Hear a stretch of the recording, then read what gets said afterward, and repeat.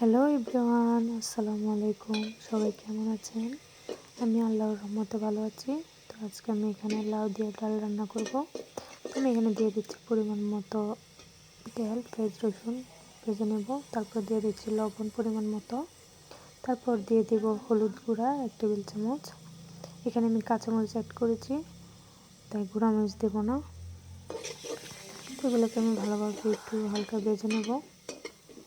ভেজে নেওয়ার পর আমি এখানে দিয়ে দেব আগে থেকে ধুয়ে রাখা লাউ আর ডাল।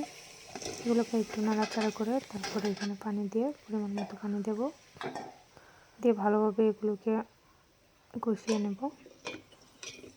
ভালোভাবে কষিয়ে নেওয়ার পর দেখতে পাচ্ছেন আমি এখন নাড়াচাড়া করছি। তো আসলে শীতকালে লাউ দিয়ে ডাল রান্না করলে আমার খুব ভালো লাগে। আমি প্রায় এগুলো রান্না করে থাকি। এই যে দেখেন, তো অন্য জায়গায় আমি মাছগুলো ধুয়ে রেখেছিলাম আগে থেকে। তো আমি এখন মাছ ভাজি করবো। দিয়ে দিলাম পরিমাণ মতো তেল, এর মধ্যে দিয়ে দিলাম মাছগুলো। দেখতে পাচ্ছেন। আমার ভিডিওটা যদি আপনাদের কাছে ভালো লেগে থাকে অবশ্যই কমেন্টে জানাবেন আর আমার চ্যানেলটা সাবস্ক্রাইব করবেন। আল্লাহ হাফেজ।